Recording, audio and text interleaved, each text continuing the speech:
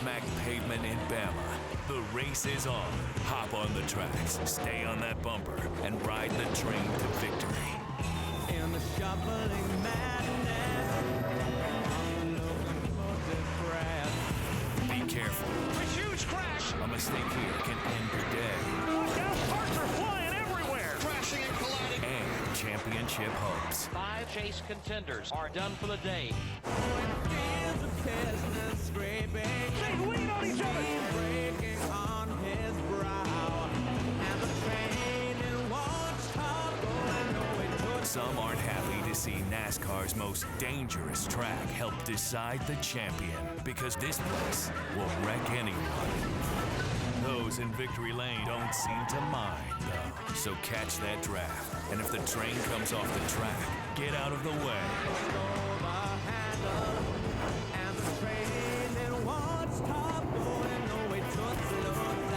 No way to slow down. And nowhere to go but through the finish.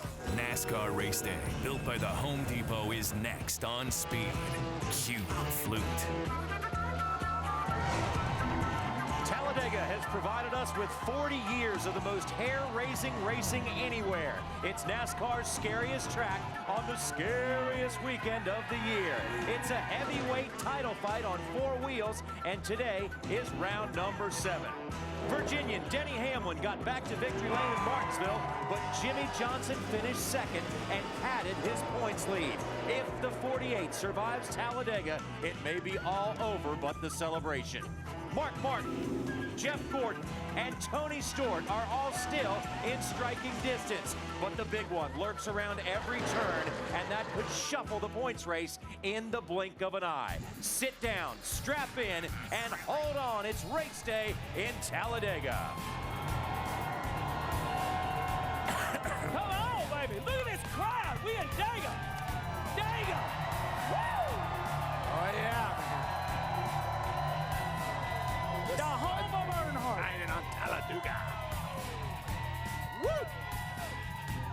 Hello, everyone, and welcome to NASCAR Race Day, built by the Home Depot. I'm John Roberts. They call him Mr. Excitement, Jimmy Spencer. They call him race car driver, Kenna Wallace. And guys, we are in Talladega, and we are in for one wild weekend. The drivers have warned us that we could be in for the wildest show, not only this season, but ever at Talladega. We need to remember that there are only 4 to go. 4 to go to decide who is going to be the champion of 2009. But you know what I say? Talladega is like this.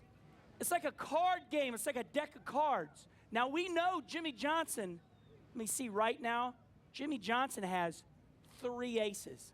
See? There's only 4 races to go. Now, Jimmy Johnson has 3 aces. But if Jimmy Johnson draws a joker today, but here's the point. Where's the other ace? There's a 4th ace. Where's the other ace at, I say? Where's it at, Spence? Excitement has it. You got the other ace? Talladega, baby. That's the other ace. That's the other race. I'll tell you why at Talladega there's so much out of the driver's control here. So much can happen in a split second. 16 of the 80 races run here have had last lap passes, as we saw in the spring. What a great, awesome finish. 20%, that's incredible. Just 3 of the last 22 races here have been won from an outside the front row. So the front row, not great here. Jimmy Johnson starting on the pole. To me, I can't wait for Talladega. I get excited. The drivers, the thing about Talladega, the drivers either love Talladega or hate Talladega. And about all of them today have no expectations of what's going to happen. They're anticipating maybe we'll have a big wreck. Maybe we won't. One thing for sure, we're going to see one of the greatest restrictor plate tracks ever right here today. NASCAR's got some information about this bump drafting and stuff. We saw it play into effect in the winter last time here. I can't wait to see what this bump drafting leads to today, Johnny. and their eyes are on the big prize, the Sprint Cup Trophy. You see it in front of us. Let's take a look at the championship standings with 4 races to go. And Jimmy Johnson has a 118-point lead. Back in the day, it was Alan Kulwicki with 4 races to go, was 140-some points back, and he overcame that deficit. So if you think this is over, think again. There is still a lot of racing to go this year. In the 5th through 8th position, guys, all these drivers are more than 200 back, and they're fading fast. Yeah, and if Juan Pablo and Kurt Busch, both guys run well on this racetrack, if they have a good day today, they can establish themselves back in this hunt, Johnny. And Denny Hamlin won last week, but these boys are pretty much now testing for 2010. They made the chase, but no shot at the championship. And every year, it's our job to remind everybody, once again, remember, only 10 go on the stage in Vegas, so the 11th and 12th place driver just go to the house. And you're hearing these guys already. You heard Denny Hamlin win last week say, I still can get to the top 5. We were too doggone good a race team to be outside the top 10. He's still in this hunt trying to get to the top 5. So these guys all got a lot on the line today, Johnny. There is a lot on the line today, and also finishing at Talladega is the most important part, but the finish is pretty big here. We saw a wild one last time we raced at Talladega, and for more on that, let's go to Hermie Sadler. Well, JR, here at the racetrack at Talladega, think back to April. One of the most spectacular finishes in the history of NASCAR happened right here at Talladega. The only problem was the 99 car of Carl Edwards almost got up in the stands, which could have been a disaster. The next question was, how will NASCAR react to that incident? How will the racetrack react? Well, they both have. Look behind me, the fencing here coming through the tri-oval at Talladega. It was 14 feet high. It is now 22 feet high to keep the cars on the racetrack. The mesh of the fence has been decreased to keep more debris on the racetrack and out of the stands. They did that as well. And what NASCAR has done is slightly decrease the size of the restrictor plate. And what they want to do is slow the cars down a little bit in case the car does get turned around like Carl Edwards does, has a better chance of staying on the ground. So the NASCAR and the racetrack have both reacted. We expect a safer race today, but the car should be, because of the smaller restrictor plate, should be packed together even tightly. And NASCAR has been watching that all weekend long.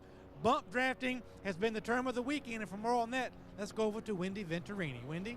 Thanks, Hermie. Good morning to everyone. Yes, that has been the story even onto this weekend, was bump drafting when we got into practice session on Friday. We saw it in the first 7 minutes of Friday morning's practice session. Things were getting crazy, and when Dale Earnhardt Jr. got right on the bumper of Jeff Gordon, well, things got a little bit hairy as it chain reaction continued on to where Clint Boyer was. Clint Boyer got the worst end of the deal, and of course, he will be going to a backup car earlier from Friday. Now, what did NASCAR say about that? They wanted to police it for the second practice session on Friday. They said, we don't like these 2-car breakaways, as we saw from the 9 and the 11. Also in that first practice session, those two hooked up, had a 2-car breakaway. It continued on to the second practice session. Here you see Jimmy Johnson and Michael Waltrip had that 2-car breakaway in Friday afternoon session. NASCAR, they did not like it. They parked Michael Waltrip for the second practice session for quite some time before they let Michael Waltrip back on the racetrack.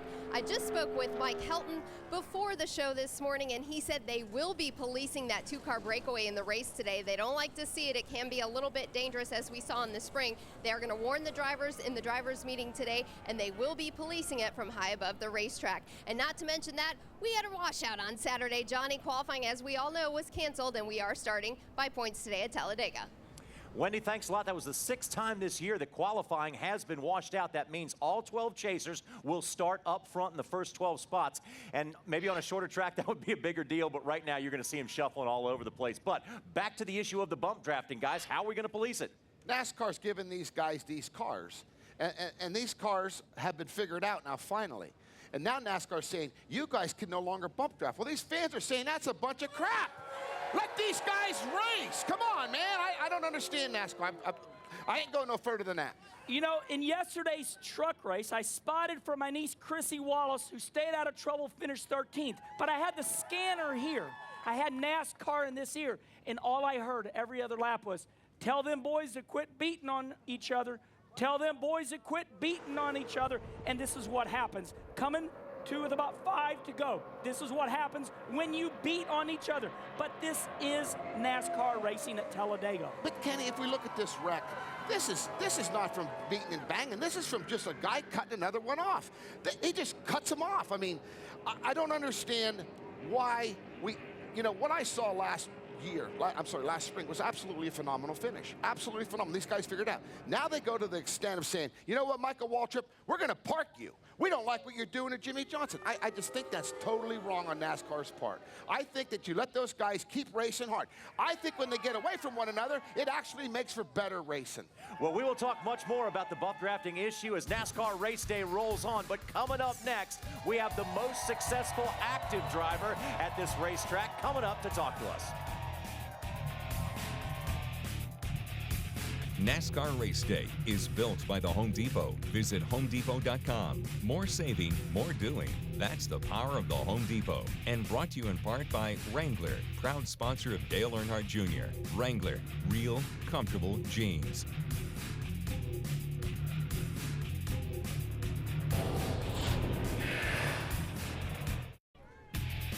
Simply put, Talladega is the biggest, baddest racetrack on the NASCAR series. And today, 43 of the world's best drivers will do battle with the unknown, the wild card in the chase, the Talladega Super Speedway. And one of the best drivers ever at this racetrack has to be Jeff Gordon. Among the active drivers, he leads the way and wins. But how about being 50% of the time in the top 10 at a racetrack that is unforgiving and unyielding? And Jeff Gordon, as he continues his drive for 5, it's been 8 years since his last championship, and he's not out of this one yet. Let's go to Hermie Sadler. Well, Jeff Gordon, 6-time winner here. Always glad to have you on race day. Thanks for joining us. But seems like every time we come back here, a little bit different rule package. This weekend, it's smaller restrictor plates. A lot of guys are saying could make you guys bunch up tighter on the racetrack. What do you think how the effect of the racing is going to be today? I'm not really sure we can get any tighter than what we've been here ever since we came with the new Impala SS. So, you know, I think it's going to be a pretty typical Talladega race that we've seen the last 3 or 4 times we've been here. Big packs, a lot of bump drafting, and the big ones. And you know, I think for us with the DuPont Chevrolet, right now we can't afford to be in those. You know, if we're going to make any kind of impact in this championship, we got to have something go our way, you know, here today. And really for the next 3 races after this, I feel like we've got an excellent race car, and the race team's ready, I'm ready, and we just going to go out and try to execute as best we can and stay out of it. NASCAR's been saying since Friday they're going to spend extra emphasis on this bump drafting and policing it. Even parked a couple guys in practice. How do you approach racing at this racetrack when it's really bump drafting for 500 miles? Well, I feel like that was step one, you know, and I feel like they've been needing to do something like that for a little while.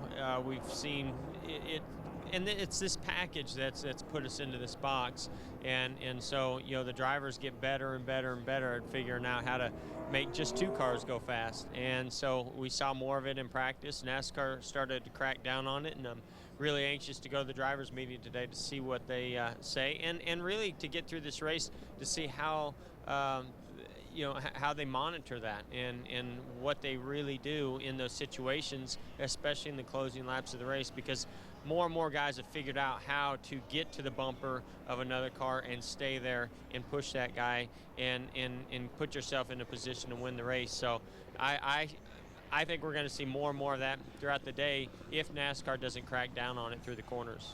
Now, obviously, your teammate Jimmy Johnson getting a lot of press about maybe going for 4 in a row, but you're only 150 points back, right in the mix for this thing. I mean, where do you need to be when this day is over, you think, with the next 3 races to have a chance? Well, thank you for saying only. I feel like 150 points back is a mile away, and you know, we all we can do is go out there and do our best as a team. And I'm really proud of what we've done as a team. But those guys have just been unbelievable, and if they continue on that streak for the remainder of the season, nobody's going to touch them. And we certainly aren't wishing anything bad on them. It's just, you know, you got to go with the percentages, and the percentages would weigh out that they're going to have a problem somewhere along the way, whether it be slight or big, and we got to capitalize on and take advantage of it if, you know, that does happen. And for us today, you know, here at Talladega, we can't allow that to happen to us, or can't afford for it to happen to us, and we're just going to go out and run as hard as we can, and you know, play the strategy however it comes to us as the race is unfolding. And guys at the panel, Kenny, Jimmy, you guys know you're so much in the hands of the other 42 guys on the racetrack, but Jeff Gordon's going to be up front all day. He knows how to win here, and he knows he needs to win here today to close that gap a little bit on the 48, guys.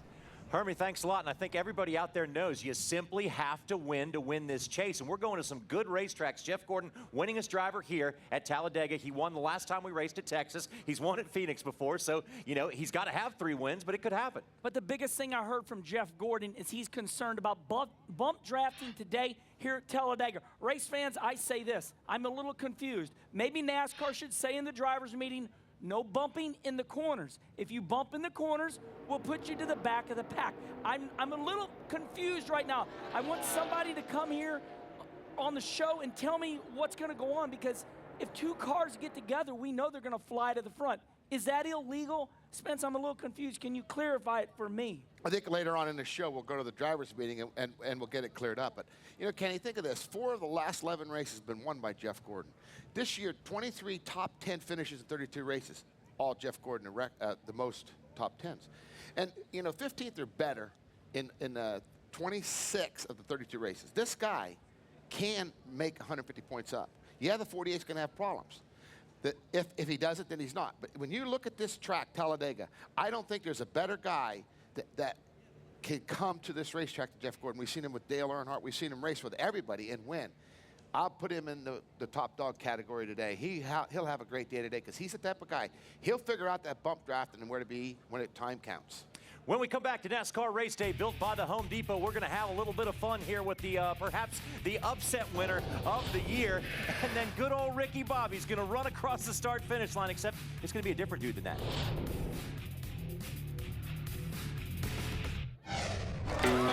Dega's been fertile ground for some NASCAR newbies. Many a man has scored career win #1 at this track. BK did the trick in April. Can another take checkers today? NASCAR Race Day keeps a chugging. The only thing we know for sure at Talladega is that any one of the 43 cars on the track can win. And for over 40 years, it's been fertile ground for first-time race winners.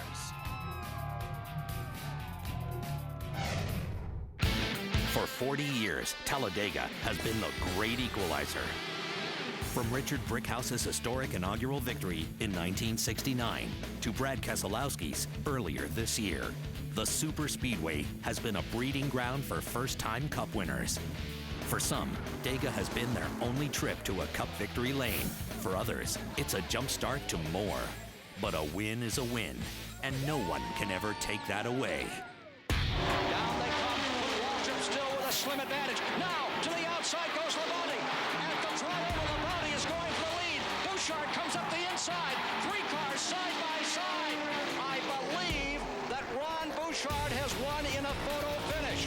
It's a typical Talladega race. It was really something. I was out of breath myself the last lap, and I'm up here. Ah, yes, indeed. Yes, indeed. At 195 plus. Give it to Ron Bouchard of Pittsburgh, Massachusetts. It is going to be perhaps the most dramatic finish in stock car racing history. White flag coming out. The persistent doesn't come down the line.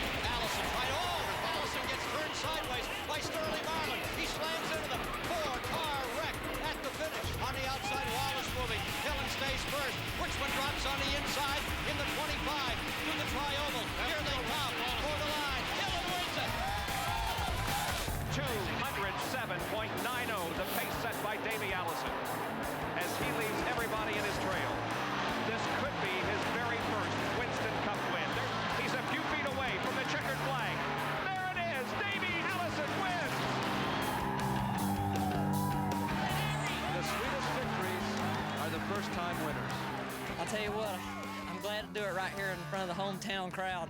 Who can put a price tag on how valuable it was? If anybody's got a plan, we've got to see it now. Junior drops down a lane, trying to fend off Jimmy Johnson. Johnson looks to the inside. He's got drafting help from Vickers, but Earnhardt is strong. He pulls away by 2. Johnson dives to the bottom. They make contact. Johnson around. Earnhardt around. Sliding and slamming down on the inside lane. Brian Vickers leads the pack to 3. What an exciting turn of events today. Junior was leading. The crash occurred on the back straightaway, and Brian Vickers is going to score his first career NASCAR Nextel Cup Series win. Here come Carl Edwards and Brad Keselowski. They're up to 3rd, and now they're looking for more in the high lane. You just watch him in your mirror. He's all over you here, just you and him. Contact here at the tri-oval.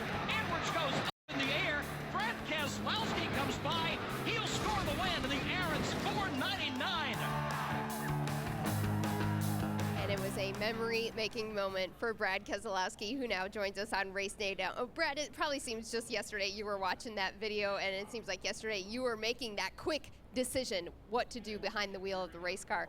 How has your life changed in the last couple months? Well, it's been a really good last couple of months between the nationwide car running very well over there with Junior Motorsports, and been fortunate enough to win some races over there, and just having a lot of fun on this Cup side.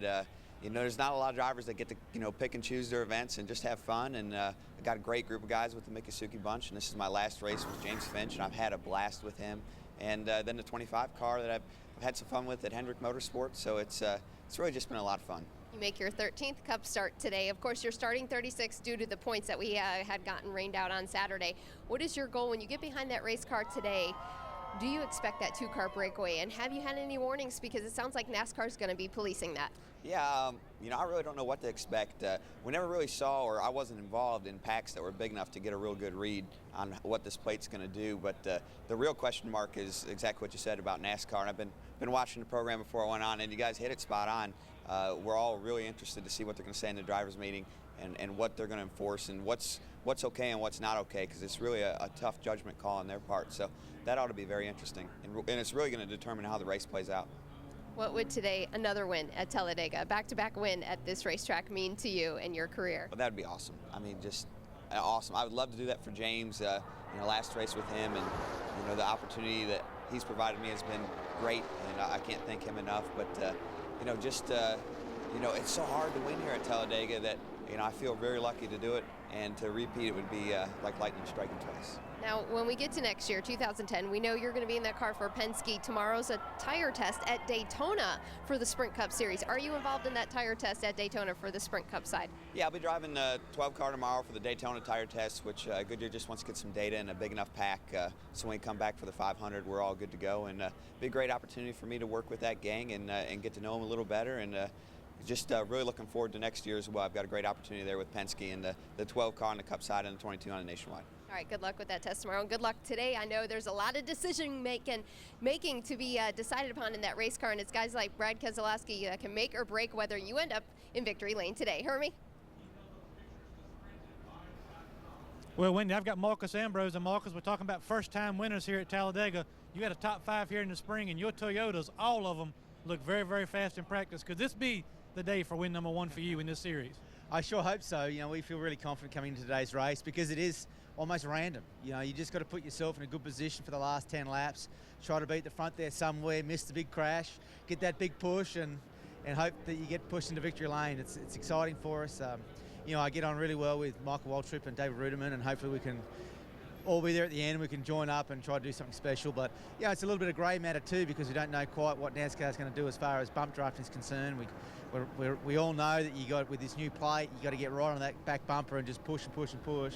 But NASCAR are getting upset about that too. So we'll see how the race plays out. Hopefully we won't get in trouble, miss the crash, and take it to victory lane.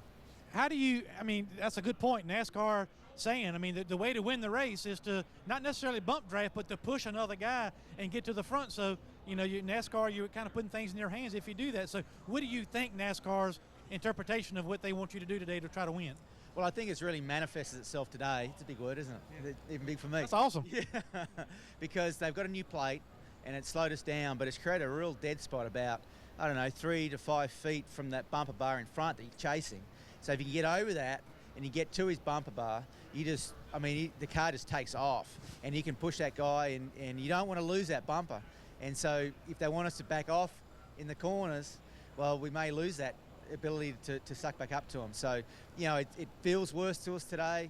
In practice, we're all getting a bit crazy out there, just pushing each other all the way around. Definitely there's speed in it, and you know what drivers are like. If there's speed in a car, we'll find it, and we'll try and take advantage of it. Well, these guys are going to see what NASCAR has to say about it, but bump drafting, passing, pushing, whatever it takes to win, Marcus Ambrose will be doing that today. Johnny? Hermie, thanks a lot. Best of luck to Marcus Ambrose, and he's got a good guy to lean on there in Michael Waltrip when it comes to racing here at Talladega. Only on race day does Tasmania meet Emporia. And this weekend in NASCAR, we'll provide a complete recap of all the action from Talladega. Will Jimmy Johnson escape the big one? Will we see another first-time winner? Will the yellow line rule decide the outcome of the race? Catch Twin this week in NASCAR only. Here at Talladega, there's always a ton of stuff to do before race time. Fans here don't tailgate for 3 hours, they tailgate for 3 days. And all you got to do is put a tarp over the back of your pickup truck, and it's a camper. But if you mix Dale Earnhardt Jr., race fans, and the infield at Talladega, you got a lot of fun. Ant put together a program for the fans to go to ampenergy.com, get on the 88 program is what it was called. They can sign up. We got 100,000 fans that signed up to be on the race car and the pit board sign. Gives them an opportunity to feel like they're sort of part of the weekend, part of the effort. Zach Brown's playing tonight. It's just a place for the fans to come out and party before the race. Carl Edwards and Dale Jr. are the folks that I normally watch and try to keep up with. We've had a lot of success here. We got a lot of fans here, so it's a great place for them to capitalize on their relationship with the race team. I think they've been all getting ready for us all day. Watching the trucks and everybody been tailgating all day long. So I think they're ready to mow them down and hopefully exhaust them all where they'll be ready to go fall down after we get done. Yeah, it's a big time for a lot of race fans, and also some big news for the number 88 team this week. They now have a full-time crew chief. No more interim basis on Lance McGrew's name. Let's go to Wendy Venturini. Yep, thanks, Johnny. It's official. Lance McGrew will continue on as the full-time crew chief for Dale Earnhardt Jr. come 2010. Lance, what was the decision-making behind that and your thought process, and congratulations on that for 2010? Well, thanks. I mean, Mr. Hendrick has a unique way of putting the right people in the right places, and all the 550 Hendrick employees are behind this team, and we got hard decisions ahead to make to get the team where it needs to be, but we're going to evaluate that, and I'm looking forward to the challenge. Now, Dale Earnhardt Jr., fan favorite, especially when we come to Talladega, a guy that has 5 wins here. What does a crew chief have to do in your position? Because a lot of times it's in the driver's hands once they get out there for that race. Yeah, absolutely. I mean, you just have to give them the best car you possibly can. You have to double check everything and make sure that you're not going to have any mechanical issues. And like I said, you just put it in the hands of the 43 guys that are going around circles. It's a challenge. It's a real challenge to keep your car unscathed today. But Dale Jr. obviously is the man for the job. All right, well, it's good to see you back on the road full-time this year, and definitely back on the road full-time in 2010 as the new and formal crew chief for Dale Earnhardt Jr. come next year. Johnny? Wendy, thanks a lot. Best of luck to Lance McGrew. You got to watch that 88 out on the racetrack today. Now, here at Talladega, there are certainly lots of colorful fans. As a matter of fact, very colorful, but our Rutledge Wood went in search of NASCAR's most colorful fan and something he loves the most, and that's cars. For this week's Most Colorful Fan, we found an incredible group of cars, the Aero Warriors, and Right Turn Ryan's here with us. So Ryan, what are we looking at right now? Rutledge, we got a collection of some of the most beautiful cars that have ever raced in NASCAR. And this is Gary, Canadian, drove 41 miles to get here. Tell us what we're looking at. We're looking at a 70 Plymouth Roadrunner Superbird. This is a 446 back 4-speed car, one of 308 build. Now this thing's gorgeous, but you're not going to believe what's over here. So now we're looking at a 69 Dodge Daytona. I'm standing with John, the owner, who's from New Zealand, along with this car, had it put in a container, shipped to LA, and then drove out here. What a great road trip, John. We decided we were going to do a road trip, and that was the one to do. So we hooked up with some great guys, and it's been brilliant. Now this is a really special Superbird. This is an actual race car raced in ARCA. It's Ramo Stott's old car. Incredible shape, original body panels and everything. Hey, you got room for 2 in there? Absolutely. We're going to go for a little ride. I think it's time for a hot lap.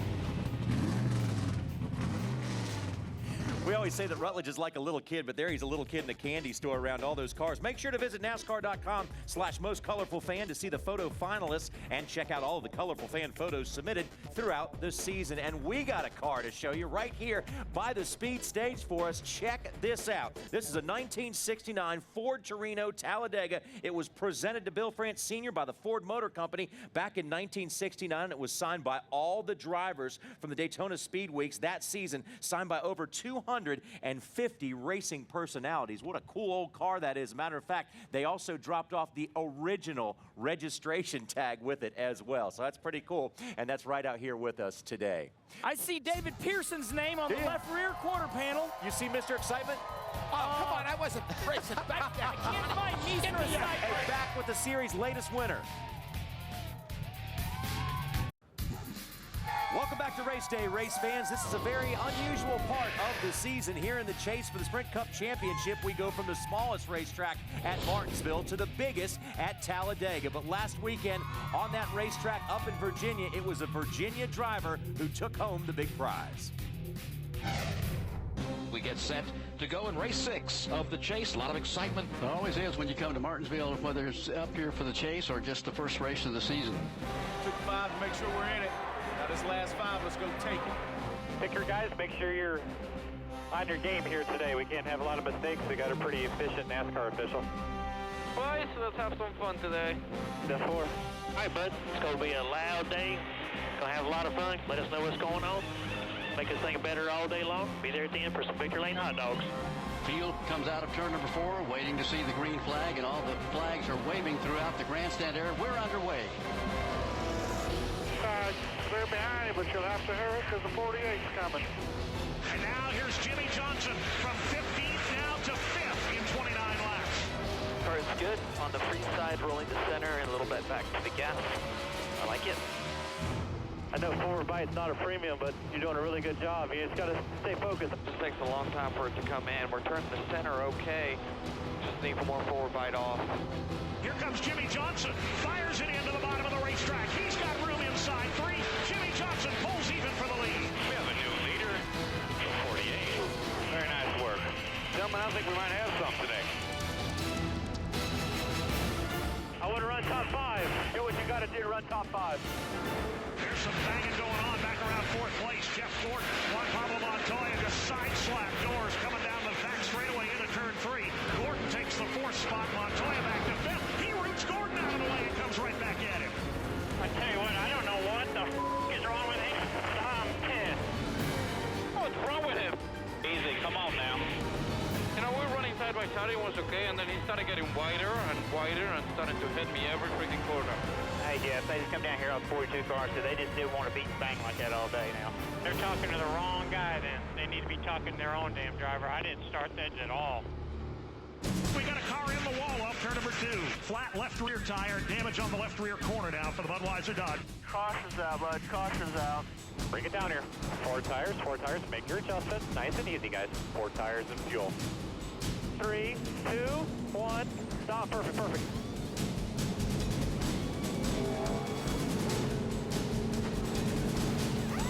Go, go, go. All ass. Great stop. Go. Green flag, they punch the button and head for turn 1. Good job. The best we've had overall. Denny Hamlin finally got by Jimmy Johnson and now starting to pull away. He's got 3 car links on him already. For a second lead over second spot. Get that rhythm, man. Go get the 11. Exactly what Jimmy Johnson, Jeff Gordon, and Juan Pablo wanted to see happen has happened. Exactly what Denny Hamlin didn't want to see happen has happened. 10,000, but debris. Debris, huh? Yeah, they're going to give him another shot. Yep. Stop speed. Head on into the fence in turn 1. Man, there's a crash behind you. Caution. It's going to be a greenway checker. 10 forward. 1 lap to go. We'll be down to a shootout, a green-white checker finish here today in Martinsville, Virginia. At the start-finish line, John Andretti spins. They've already got the white flag. Denny Hamlin may be out of the championship race, but he's not out of the winning business. He takes the victory today. That's what I'm talking about, Denny Hamlin. Well, Danny, a fun look back at the race win last week at Martinsville. Protecting the home turf, Richard Renee and Martinsville got to feel special for you to sweep those Virginia races. Yeah, I tried a long time to win just one of them, much less both of them in the same year. So, you know, it was a great accomplishment for our FedEx team, and you know, just a great job by everyone, especially the guys on pit road and the guys back at the shop that give me those good cars that are able to beat those Hendrick cars. Let's talk about Talladega today. All the Toyotas look very, very fast in practice. New restrictor plate, how's that going to change the racing today, and what can we expect? Well, I think the 2-car hookup is a little bit harder than what it's been in the past. You know, the cars just don't recover as well, it seems like, with the smaller restrictor plate. But the racing's going to be tighter than ever, for sure, and everyone's just going to have to be smart until that last 5 laps and then let it go. Be smart at Talladega. Can you define for our fans at home how all 43 nuts are going to try to do that at one time? Well, it's just tough.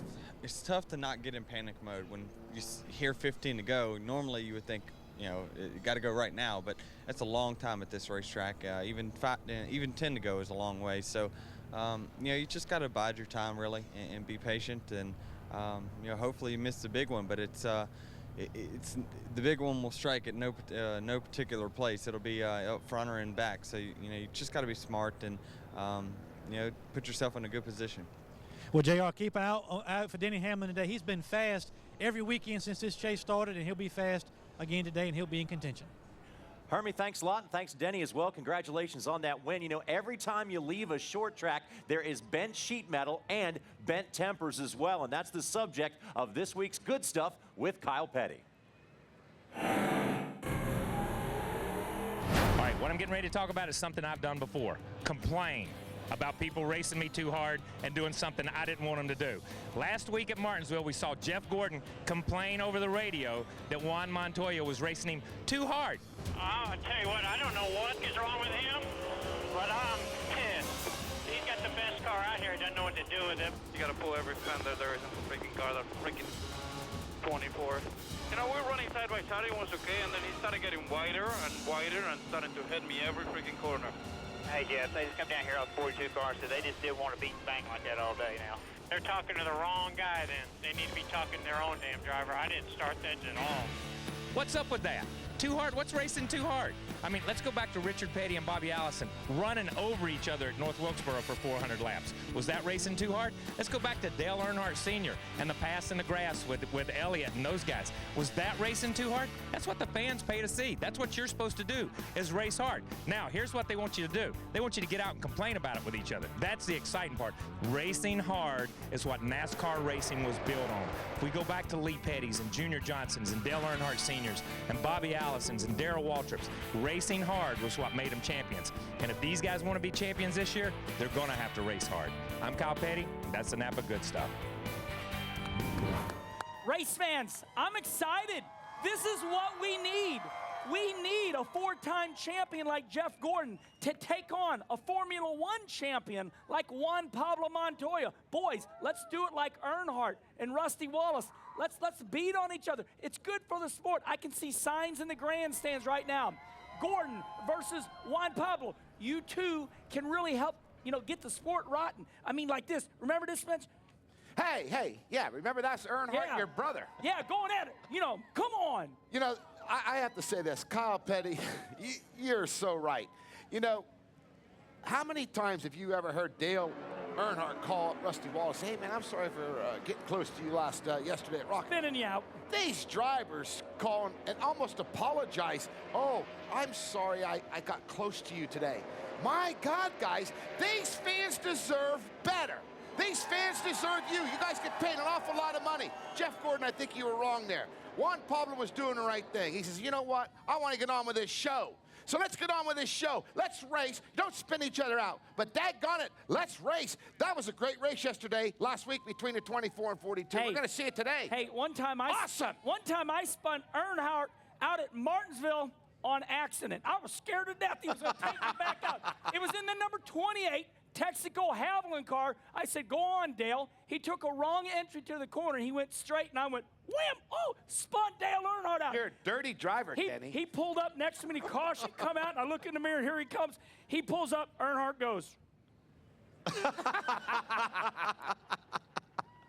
All right, we got to take a break here on NASCAR Race Day, built by the Home Depot. When we come back to Talladega, we'll get you down into the garage area and get the latest news from Wendy and Hermie. Stick around.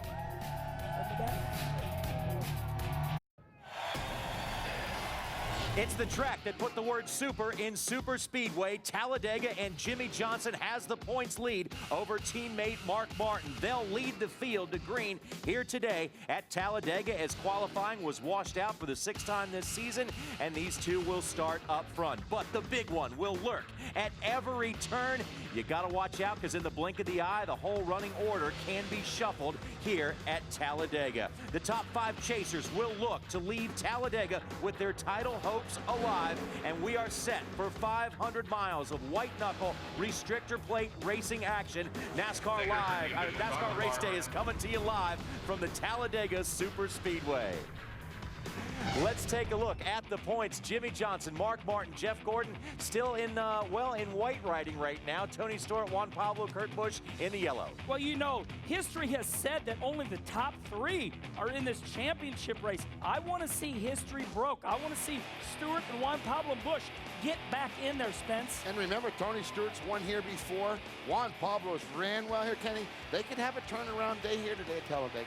If it's going to happen, it most likely will happen here on the big track at Talladega, because once we leave here, your fate is much more in your hands than it is here at Talladega. And for more on this wild card race, let's go to Hermie Sadler.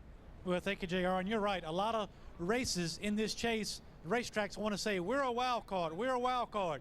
There want to be wild cards because no racetrack like Talladega puts 43 guys together and put your fate in the hands of the guys you're racing with. So I think this is the ultimate wild card race. But let's hear from drivers like Johnson, Martin, Gordon, and Montoya on their feelings about Talladega. You know, here, taking risk, everybody takes a risk. Is it gonna go your way? I have no idea. You know what I mean? Can you control it? No. It's more what everybody else does around you or what you do. You know what I mean? You can do certain, you know, up to certain things, but I mean, you're completely out of your hands if somebody's pushing you and he pushes you in the wrong angle and it turns you around. Or, or somebody turns around somebody in the bottom lane and turns into you. I mean, you got to do what it's in your hands. Apart from that, you know, a little bit of luck here and there. Other chase races, you know that you have some level of control. Here you don't. You know, you carry a lot of intensity at this track that you, from a mindset, more so than from a physical perspective. I think the best approach is to try to do things as if it was another race and prepare mentally and all the things that lead up to it.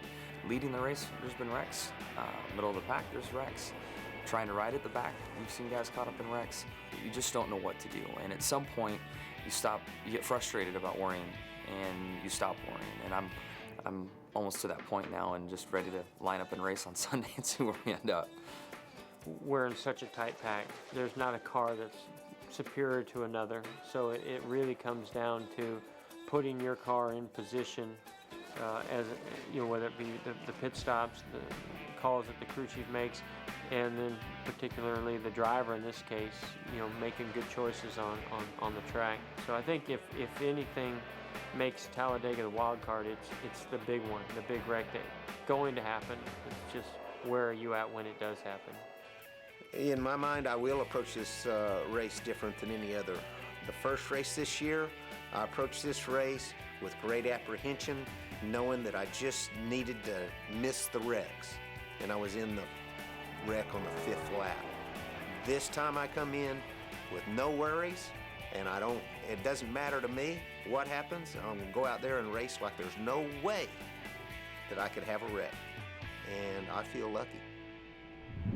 Well, there you're here, JR. You know, all the guys in the chase are starting up front because of rain being, qualifying being rained out here at Talladega. And you know these guys would like to get out front and settle it among themselves, but not at Talladega. It's 43 guys bunched in a pack for 500 miles.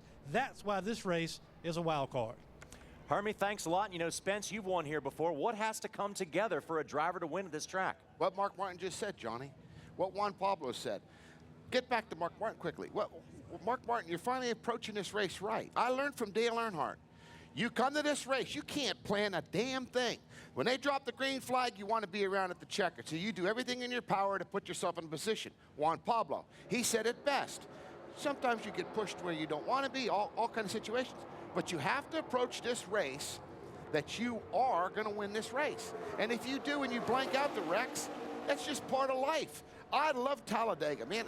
And Kenny, to me, I think that's part of the anticipation. I think that's why we have such a great audience here. And it's why, to me, restrictor plate racing is absolutely the best motorsports racing in the world. If you have a race car that you can go up front and be a hero, do it. Show your team up. Lead the race all day long. But when I raced here, especially with the Square D car, you know, I couldn't lead all day long. So I told my team, I said, count me down the laps. When we get to 15, I'm going to time it. I'm going to try hard to time it. And I'm going to go, and I'm going to time it, checkered flag, right up front. So I would go crazy with 5 to go. If you want to wreck, let's wreck with 5 to go, baby. Because I got my seatbelt on. I got my Hans. You want to wreck? Let's wreck. But but I want to wreck with 5 to go, going for the lead. Time it. Don't wreck on lap 5. That drives me nuts to be in there in that garage area going, oh, I've wrecked out in 5 laps and they're all still racing. I hated that.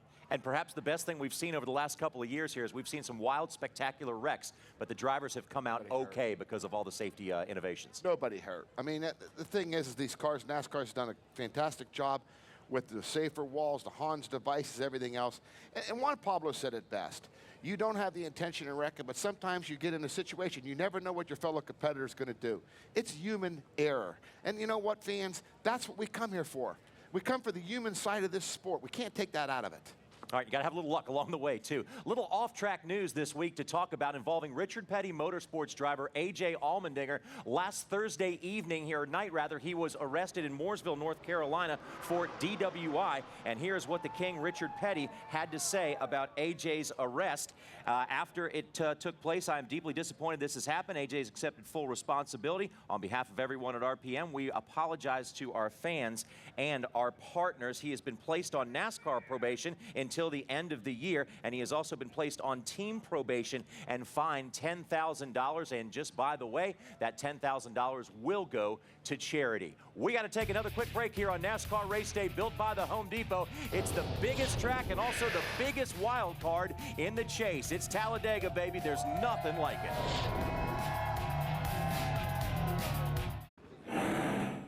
6 down, 4 to go in the 2009 chase for the Sprint Cup. And as we go into our Shell Garage, Wendy, as many drivers are out there, that's as many agendas as we have on the racetrack today. Yeah, there's a lot of different stories in this garage area. Let's start with one of the chase contenders, Carl Edwards. Of course, he returns to the scene of the crime. Remember the spring race? Of course, we've seen the footage time and time again of that coming to the start-finish line for that final lap where he and Brad Keselowski got together and, well, he went flying. Of course, when we return now in this fall race at Talladega, NASCAR's bringing back a smaller restrictor plate for these race cars. Here's Carl Edwards' reaction to NASCAR's decision. I think the smaller plates will keep the pack together more. My, incident with Brad in the spring was just 2 cars. I mean, that's all it took was 2 cars there. So, in that respect, I believe that with the smaller plate, those 2 cars, Brad and I, would have been going slower. So maybe it would have been better. There would have been less chance of the car leaving the ground. So in that respect, it's good.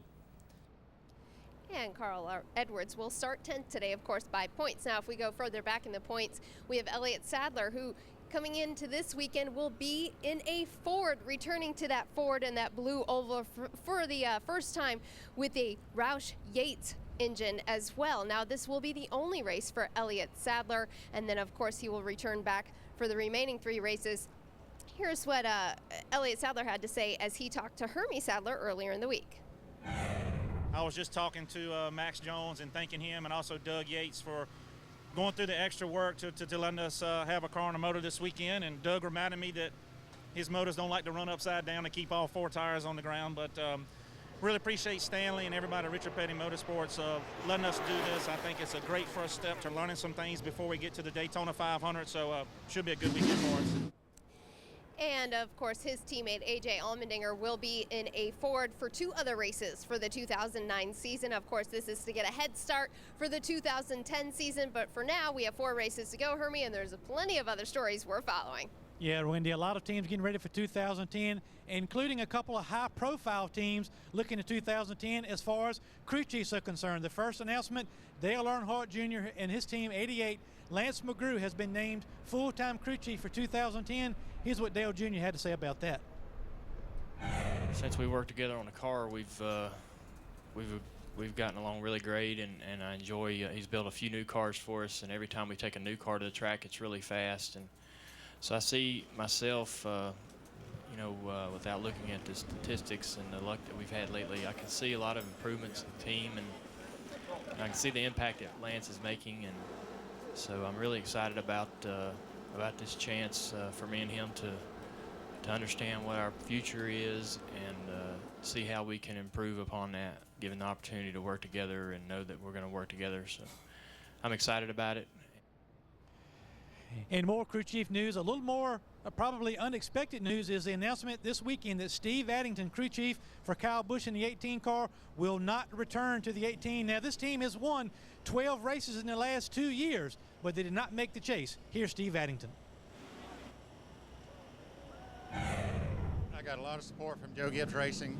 I'm still an employee at Joe Gibbs Racing, and I've just got to sit down with JD and go over on what my future looks like at Joe Gibbs Racing, what's available there for me, and talk to him about, you know, possibility of looking at options for where I need to go in the future. Not that I want to leave Joe Gibbs Racing. I got a lot of great friends there and a lot of support there. And I want to hear from Jimmy Spencer. Jimmy, Steve Addington not back with Kyle Busch after they won 12 races the last 2 years. What's your take on that? Well, Hermie, I've said it all along that I think that the 18 team needs new leadership. And I think that Steve Addington's a great guy and he's won races, but they just don't mesh. They can't get that 18 car adjusted right. The advantage the 48 team has, the advantage the 42 team has right now, these guys can adjust their car and get it better. That's the key. Kyle Busch, I'm telling you, this thoroughbred just needs a new trainer. Once that new trainer gets in place, look out, M&Ms. We're going to the front. You know, I want to talk a little bit about Dale Earnhardt Jr.'s announcement that Lance McGrew is going to be his crew chief. Dale Earnhardt Jr. a week or two ago says, look, whoever my new leader is going to be next year, I want him to be a dictator. He said, I want somebody to be like, Tony Eury Sr., you know, Tony Eury's dad, where he said, this is what we're going to do, Junior. Listen to me. And I think Dale Earnhardt kind of misses that leadership. So we're going to see how it plays out. In my opinion, that's what this show's about, just a little bit of opinions here. I think Dale Earnhardt Jr. is going to have to change. I think he's going to change. I think he's going to come into that kind of that Hendrick way where you're real calm and you don't cuss on the radio. I think that's what's going to happen because the old days are over. Tony Jr., Tony Sr., they went back to the Nationwide Series because they're tired of all the bickering in the Cup Series. You watched that amp car today, Kenny. Yeah, a lot of eyes. Yeah, a lot of eyes here in Talladega. We'll be on the 88, no question about that. We got to take another quick break here from Talladega, but we want to mention that coming up next week, we will be heading to Texas. Next weekend on Speed, NASCAR's championship chase hits 3 to go in Texas. The pressure is mounting as the top contenders try to run down Jimmy Johnson. Live coverage in Speed HD begins Friday at 10 Eastern. You saw it live on Speed. The Camping World Truck Series put on a whale of a show here on the high banks of Talladega yesterday. And Spence, I trust you were viewing. Oh, it was an awesome race, Johnny. You know, the thing is, these trucks really are dirty. Very exciting racing. Here, you know, driver makes an error, causes a wreck. What can I say? You know, it's just part of the sport, man. Nobody got hurt. Take a look from on high as we see the truck shuffling around. And the 88 truck there, all he has to do is lift, and he doesn't lift. It's driver error, you know? I mean, that's what causes these wrecks. Coming outside. Todd Bodine had a streak of 4 consecutive plate track wins in the truck series, but it ended. Team trucks right there, you know, and Kyle Busch has been so close to winning the plate race, and he did her yesterday. All right, so Kyle Busch, once again, rowdy in the trucks, wins, makes the bout. Kyle Busch, Eric Almirola, and Todd Bodine are your top 3 finishers in the Mountain Dew 250. Let's take a look at the Truck Series points, and now Ron Hornaday has a 202-point lead over Matt Crafton with 3 races to go. That's all? And if you figure that out, it's right around 60-some points a race. He can give up and still win this. He can go home and go to bed. He can still win the championship. I'm sleeping. I don't want to race no more. Friday on Speed, the world's toughest truck stampede into Texas, where Todd Bodine looks to make it a clean sweep in the Lone Star State. Catch the Camping World Truck Series live from Texas Friday at 8:30 Eastern Time. NASCAR on Speed. Be there. Now, Tommy Kendall, host of Test Drive on Speed, has a dream. He wants to pace the field here at Talladega in what we're calling the true car of the future. You can't be chicken to race here at Talladega, but if Brian Vickers and Tommy Kendall get their way, you may pace the field in a chicken car.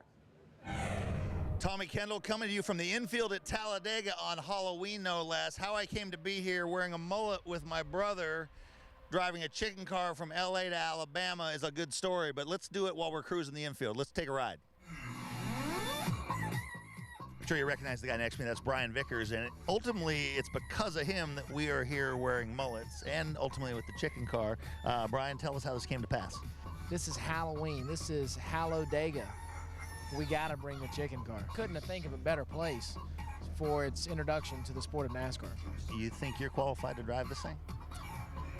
I mean, it's not a Prius, but I think I can get it around here. Well, let's get you behind the wheel and see what this baby will do. All right, let's do it. You're behind the wheel. We're heading to the infield. How's it drive? Drives like a dream boat. I'm telling you, I haven't been in a car that drove this good since I lost all 4 shocks on another car. It rides like a cloud. What are you talking about? Like Cloud 9. I think for the infield, it's right.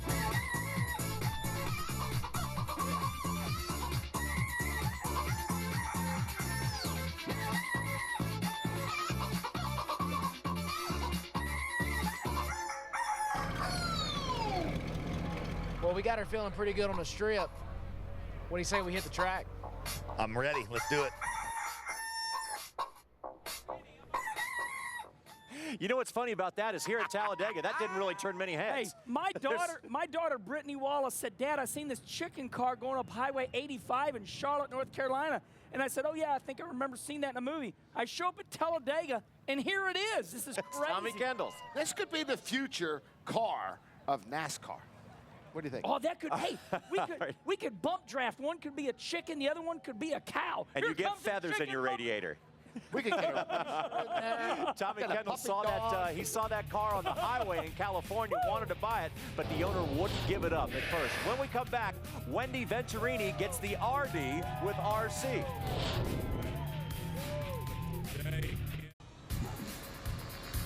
Welcome back to NASCAR Race Day, built by the Home Depot here in Talladega, Alabama. And of course, the Childress Institute was started by car owner Richard Childress in regards to pediatric trauma. And when you talk about Richard Childress as a car owner, he has done so much in the history of NASCAR.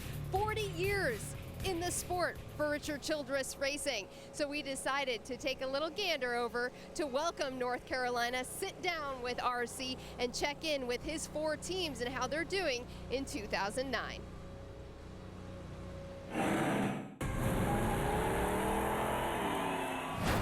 So it's holiday weekend and all the kids...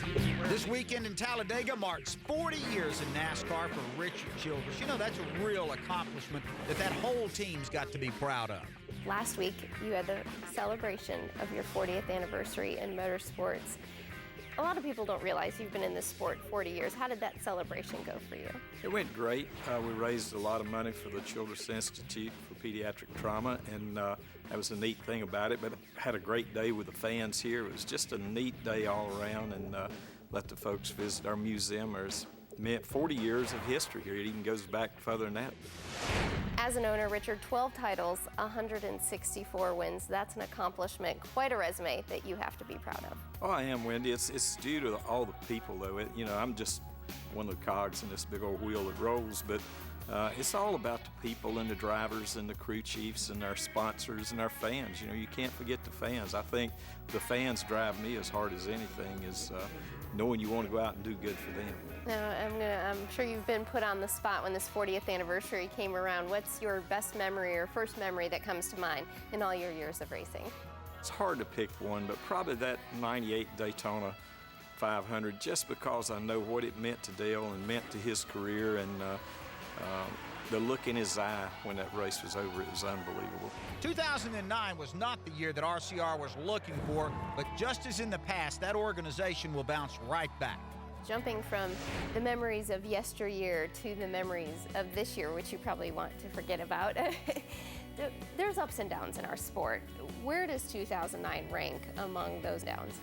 Well, I mean, it's like peaks and valleys in life. You're going to go through them, and it's how you handle them and how you, when you're down in a valley like we've been this year, and you look up and you can start seeing the top again, and know that you're making progress and getting out of it. I would be a little bit frustrated for you, just because I know how the rumor mill's kind of been swirling around RCR in the garage. I mean, sometimes you just want to walk away from the media. Well, the thing that kind of really upsets me with the media sometimes, it's not that. When the media talks about our sport and tries to downgrade our sport and our competition and NASCAR, that's the reason we all have jobs. Tell it like it is. I believe in telling it like it is. But think about your sport. Try to do things to make the sport better instead of trying to always downplay the sport.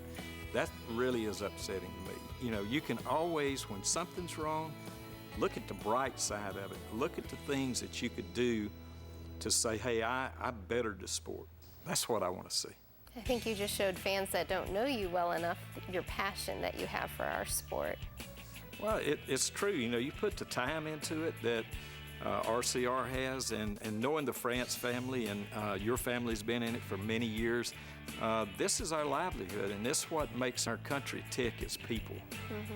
And we need to have support from everyone. And I'm just proud to be in NASCAR and proud to be part of it. And it's kind of like if you want to jump on our flag, I'm going to be the first one to jump back at you. If you jump on NASCAR, I'm going to be the first one to jump back at you. It can be critical at times in this sport. Does it ever get easier for you? Has it gotten easier along the way? Not really. You know, at times, you know, it's like this year. It feels like we've been racing 140 years instead of 40. But we're going to get through it. You know, what keeps you going is know that you're going to get better and know that you can do better. And I'm really excited about going into 2010. If you could look into a crystal ball, what would you want it to tell you about our RCR for 2010? That we are going to be contenders for a championship. You never say, if you're a contender, you will win championships.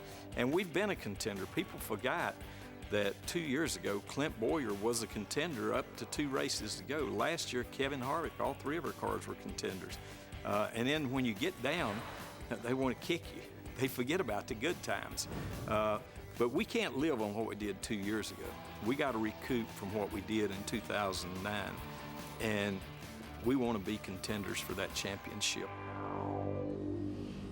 And I think that was a good look at how Richard Childress is so passionate about our sport. Now, I have the front cover. This is Parade newspaper today, November 1st, 2009. I'm not showing you this because of Sandra Bullock, but here's what's interesting. This is how passionate Richard Childress is about giving back to the community. Look at all these celebrities and who gives big. You see Paul Newman, Angelina Jolie, Brad Pitt, Mel Gibson, and then Richard Childress. Below him, Oprah Winfrey. I mean, the list goes on. If that tells you anything about how passionate Richard Childress is about giving back to the community. They raised $170,000 that night for the Pediatric Trauma Center for the Childress Institute in Winston-Salem, North Carolina. It was a great look at 40 years of history for Richard Childress, and what a great way to honor him. Johnny? Wendy, thanks a lot. That certainly was a good look at what Richard did to be on that list. That was very impressive. But one thing about a good race team, guys, you can't keep them down for very long. No, you really can't. But, you know, he seems to have lots of peaks and valleys, opposite of some of his competitors, especially Mr. Hendrick. And I think that Richard has to take more authority of the team. It seems to me like he hasn't got the complete authority that he needs in the organization.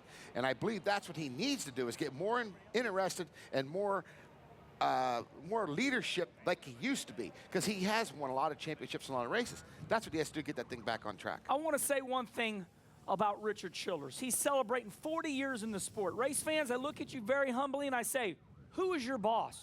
Who do you work for? Thank you, Richard Childress, because in Welcome, North Carolina, the home of that shop, there are 500 employees. Just think if Richard Childress said, I quit racing. 500 people out of jobs? So I look at it from a humbled aspect. Thank you, Richard Childress, for hiring and employing 400 to 500 people who can live in 110 homes. So that's what I want to say. And that's a positive spin for you, Richard Childress. And congratulations for them making 40 years in racing. That is tough thing to accomplish. It's also tough to accomplish getting out of Talladega unscathed, and that's exactly what the number 48 team is trying to do today. So now for our Sunoco Pit Strategy of the Week, let's go to Crew Chief Chad Knaus.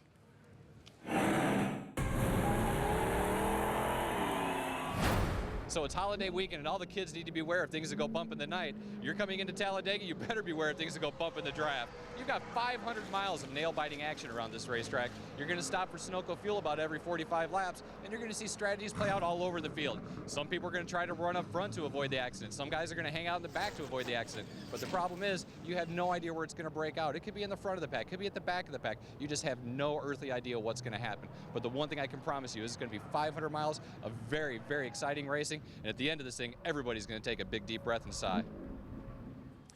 Chad Knaus, thanks a lot for that Sunoco pit strategy of the week. When we come back to NASCAR Race Day, built by the Home Depot, no one has a better idea about what to do about it, but we have to race with it. We'll talk restrictor plate when we come back.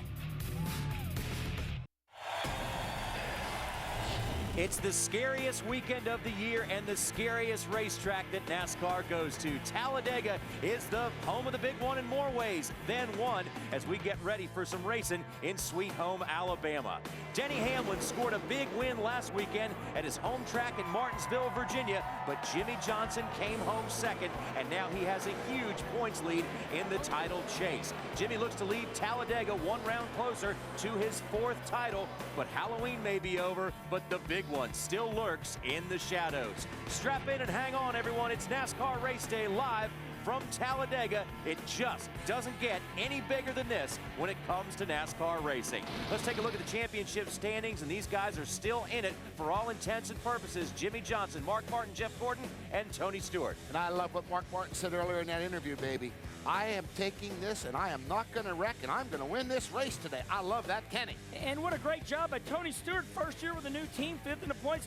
Crazy Juan Pablo Montoya says, I'm ready to race. Look out, Jeff Gordon. Hey, Recky, so do I. Try to wreck him. Get over it. 5th through 8th, all more than a race back. 9th through 12th, a big win for Denny, but the party's over for this group. Yeah, but they're bragging rights. You know, Denny Hamlin said after last week, our team's too doggone good to keep down. We're racing for a top 5. Very important, Johnny, a lot of bragging rights. Well, it drives a lot of teams crazy. It's called the restrictor plate. It's time for our Advanced Auto Parts explanation. And Hermie, well, what's on the plate? Well, thank you, JR. And restrictor plates are the talk of the town this weekend at Talladega. This is last year's plate, or a plate we ran here in the spring, a 15th, 16th plate. This is a 59th, 64th plate, a little bit smaller. You put them on back to back, and you can barely see the difference, but it is enough for you to get your fingernail and catch that corner. That means 14 less horsepower here than we had in the spring. Slow the cars down, keep them on the racetrack in the case they turn around backwards like Carl Edwards did last year. Now, NASCAR implements or distributes these restrictor plates to all the teams at the racetrack. So what we've got now at our cutaway car, basically an open engine. This plate goes on like so, on top of the intake. Spacer plate goes down, carburetor goes down on top of that. It basically cuts the horsepower from 800 plus to around 400. And it's this kind of racing that keeps the cars packed together on the racetrack, and you know, the drafting really comes into play, a great equalizer here at Talladega. But they're working with 14 less horsepower, and that is what all the drivers have been talking about. How will it affect the racing today, JR? Should be very exciting. And a lot of the drivers have told us throughout the course of this weekend, Hermie, get ready for one of the most exciting races ever. Go to speedtv.com, type in keyword Advanced Auto Parts, and check out the Advanced Auto Parts virtual cutaway car. Let's jump up in the race car now and take a hot lap around Talladega with last week's winner, Denny Hamlin. Let's go, drivers. Man, I love Let's go, baby. Racetrack, baby. You know, the thing about Talladega, here you go, you see this draft on the inside, 5 or 6 cars, and Denny says, wait a minute. I believe I can get alongside. You see fans that get as close as they can, and now they're pulling away. This is through the tri-oval, Kenny. Very vulnerable position right here. You lose a little bit of speed here, but now he's starting to gain it back going into 1. And here comes Junior making it 3 wide. But let me tell you what, when I'm Denny Hamlin right now, I'm mad. I'm like, man, I can't believe this. So you have to be patient, because here's what can happen. As soon as 12 of them pass you, watch this, race fans. Here we go. We're coming back, and this is... no. Boom! Boom. Boom, right there. Boom, boom. This is why you have to be patient. Just because you get passed by 12 cars doesn't mean it's going to stay like that. But Denny does the right thing there. He backs off going into the corner. And that's what the drivers, 99% of the time, the drivers make the right decisions here. Oops, except for there. And the thing is, here we come down here, fans, and start to... You know, fans, did you hear that? Boom. He never has lifted off the throttle. Boom. He has held that thing wide open. 500 miles wide open, except for the cautions. But Kenny, you know what? Think about this. Here we are sitting home, getting ready to drink our soft drink and eat our nachos, and they're gripping the seat. You know, here you are sitting in your sofa. Oh, it's Talladega, baby. This is what I get. My adrenaline, my goosebumps. I love it, baby. Listen, I'm going to tell you something. When me and Spence would run this cup race, you'd race it. Then you'd go home on a Sunday night. You get in your bed, and they'd show a replay of the race. And all of a sudden, my bones hurt and everything. And I'm watching the race, and I'm like, where am I at, honey? And she's like, you're 5th row in the middle, 3 wide. I'm like, them guys are crazy out there. And my wife's like, that's you, Kenny. You just ran that race. Sometimes it's hard to believe, Spence, we do what we do. But you're in the car. You're in the moment. Oh, I can't say it enough. I love this racetrack. I can't wait. It won't be long. Well, let's check in now with the boss, President Mike Helton, as he addressed the drivers and explained exactly what NASCAR is going to be policing today.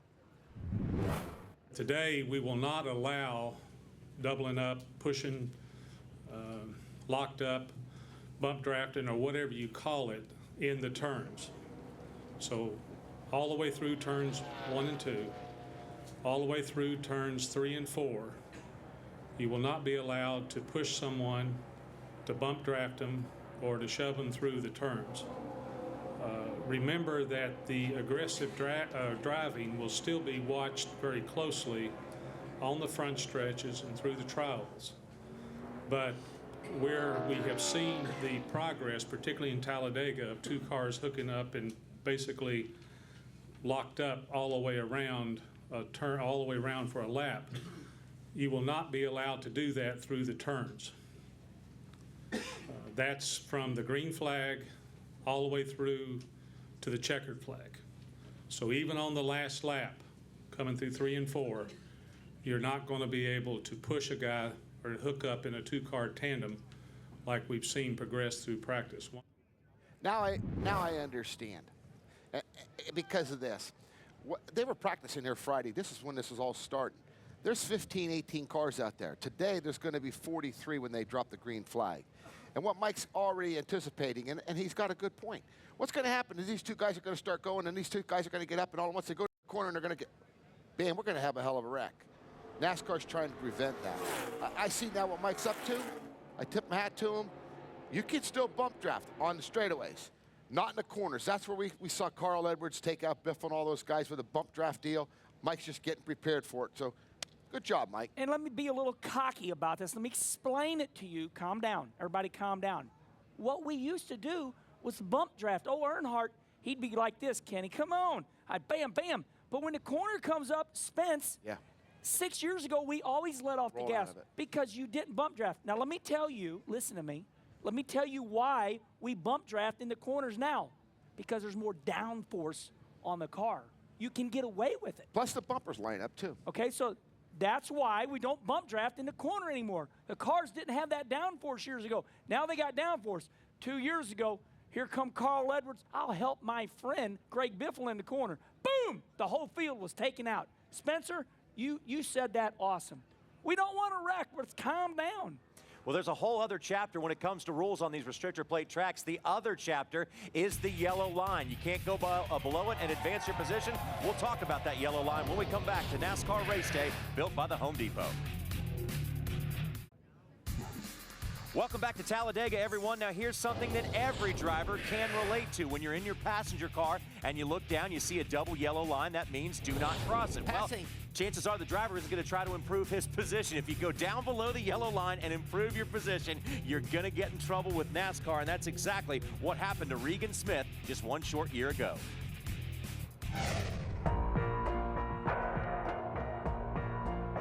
This may be the one event in the championship where the race outshines the chase. 3 wide, 4 wide, 5 wide. But the question is, who or whom gets caught up in that stage? This is Talladega. We have had now 3 leaders in the first 9 laps. Jimmy Johnson, and he is way back. He is 17 seconds off the pace right now. Try not to be the last one. Believe me, I'm trying. You know, I know you're probably doing fine there, but I don't want to lose the draft completely. But here goes Junior. Didn't take him long, boys, from the back to the front. Gonna look inside there. Got a lot of help coming here with you. No trouble, just back it down, dude. There's debris everywhere up here. Glad I got you in front of that one. 10-4, good job, buddy. Woo! Way to go. Did you get hit? Oh, but I probably killed the splitter. Look at my splitter here. Somebody in the TV broadcast booth compound's got to be listening to us. Put the camera on our car. Tony has not led a lap today. There have been 21 different drivers to lead a lap. What do you need, anything? Driving good. I mean, if you make a change, just make a real small one. Tony Stewart had led 2 laps today. Now make it 3 as he gets a push by from Montoya. A little bit of a vibration that we didn't have before. Towards the tire stud. Biffle running for his junior. Come low, come low. Ready to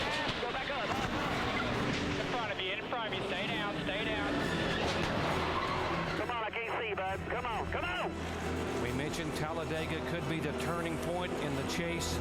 There you go. Come on, when you get off from there, if you can drive it. Drive it? You gotta be kidding me, TJ. I can't tell, man. Mile away.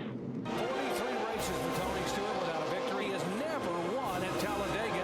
He has finished second 6 times. Single file. They're all wanting to go, but everybody's just filling that spot, so they're not getting that opportunity. Regan Smith, the rookie. Paul Menard is there. They'll have to do a lot of blocking right here. They've got to run on him. Here they come. I can't go down there and do that, though.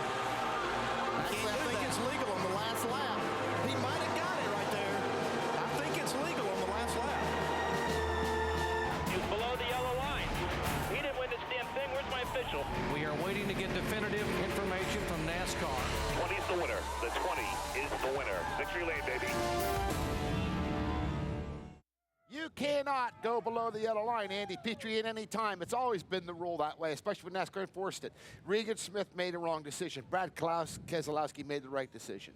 That yellow line is the border. Michael Waltrip said it best on Monday's show. He said if the yellow line wasn't there, we'd be down in the grass racing. So what NASCAR has done is put the yellow line there for a safety issue. The drivers all know it. It's a good rule. You stay above the yellow line and you race. And there's something new, race fans. Watch the race today. There's a double yellow line. Remember, we just had one about this wide, a yellow line that wide. Now there's a yellow line 4 inches wide, another yellow line. Here, we're going to show it to you. Now, you know why they did that? Because when you, yes, you that are watching this show, when you're on the highway and you see that, that means no passing. So that's why they did it for you. Hey, I wonder if they're going to put no passing zone signs up on the inside of the racetrack like you go down the highway. No. Chances are no. They may put a yield sign up, though, because it gets pretty hairy out there. And if you want to see some of the greatest racing ever here at Talladega is what we're hoping for. You can catch it today. Chase race number 7 today at noon Eastern time on ABC. The Amp Energy 500 will get any race fan amped up because it could be a wild one here at Talladega today. We're going to take a quick break. When we come back, a final word as we continue to count down towards the final restrictor plate race of the season and some definite excitement on the racetrack. Next week, the Cup Series Fast 43 roll into Texas, and the number will be down to 3. Will Jimmy's title lead be secure, or will the chase be wide open again? Team 24 scored checkers in April. Could a sweep in Big D get him back in the title hunt? NASCAR Race Day, bigger than ever, next week in Texas. NASCAR Race Day is built by the Home Depot. Visit HomeDepot.com. More saving, more doing. That's the power of the Home Depot. Roll NASCAR, Alabama, it's the big boy down in Talladega. No, not Talladega Nights or Days of Thunder, it's the real deal. Amp Energy 500. Jimmy Johnson's in the driver's seat and it's starting to look like he can't be beat. If someone don't step up and make a show, the 48 gonna make it 4 cuts in a row. Hey, hey, it's a race day, stars and stripes and high octane. Hallelujah, bow your heads and pray.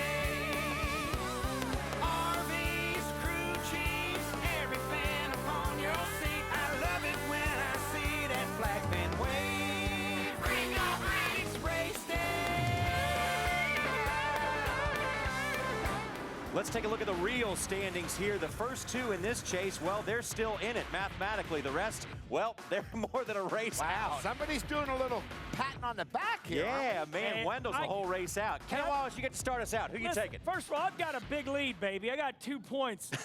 I ain't big lead. On John at TV. I'm going for championship. Race fans, I announced it last night on Twitter. Go to Kenny_Wallace, and I always announce my picks the night before. Dale Jr. Car number 88. Oh, yeah. Hold on. Quickly. The reason he's going to win, because the racing god said, my son, I am tired of you having such a bad time. I will let you win Talladega. That's why. All right, well, this may be Junior's best track, but the best driver at this track is none other than Jeff Gordon, driver number 24. I knew they'd boo. But yeah, you guys aren't going to be booing when he wins this afternoon. And with that, let us go to Wendy Venturini. Oh, I thought it was Hermie Sadler's turn to pick. Wait. I gained points at Martinsville and past that. Now, who am I going with today? Well, since you guys went with Gordon and with Dale Jr., I'm going with Jimmy Johnson. I, too, am going for a championship in 2009, and I think I'm going to get the job done. Jimmy Johnson, 1 win at Talladega so far. But I think he's going to end up in victory lane. Hermie Sadler, your turn. Windy. Where's the fire at out here? All these big red trucks everywhere. Y'all just killing me. But I'll tell you what I'm going to do. I'm going outside the box a little bit. I'm going with my man, Michael Waltrip. His last full-time season, he prides himself on being really good at Talladega and Daytona. I think he wins today and gets this Napa, Toyota, Best Western, the whole 9 yards, right to victory lane today. Well, Jimmy? you know, I'll tell you something, fans. I've watched this guy. Yeah, I've had a feud with him. But this guy is probably... Who haven't you had a feud with? This guy's probably had the best restrictor plate average finish of them all. He's 12th place, the 2-car. Kyle Busch going to win this race today. Kurt. I'm sorry, Kurt. Well, Kyle and Kurt, 4 letters. Yeah, well, yeah. But very Kurt close. Busch, the Penske number 2 is going to win this race today, John. He's long overdue on a plate. You know what's funny is we're all sitting up here picking cars to win this race. We have no earthly idea who's going to win this thing. I will tell you that. Hey, can I say something? I want to apologize for being too hyper today. I'm all jacked up. Sorry. Yeah, too much caffeine for Kenny Wallace. Let's take a quick recap here. Who we got? The 88-24, 48-55, and 2. Now let's go back inside the garage area and check in with Wendy Venturini. Kenny Wallace apologizing for being hyper. He really is having issues today. Well, you know, at the top of the show, we had a deck of cards. We threw them out to the audience, and that's really what's going to happen today. The only thing that you really can keep for sure are the guys that go over this pit wall, the crew chiefs that makes those calls on the pit boxes. Everything else, once the green flag drops, is up to those drivers and those split-second decisions they make out on the racetrack. Hermie? Well, thank you, Wendy. And I think the stat of the day may be DNS. We talk about wins at a racetrack, top 5, top 10s, but all the guys in this chase, and even Jimmy Johnson, has a handful of DNS at this racetrack. That could be what sets the stage for the next 3 races in this sprint for the championship. JR? Hermie, thanks a lot. It's the scariest racetrack on the scariest weekend of the year. Halloween weekend here at Talladega. The race fans are coming in droves for what could be one of the greatest shows ever on 4 wheels here at the Talladega Super Speedway. Get in, strap them belts tight, because it's going to be a wild 500 miles. We'll see you in victory lane tonight.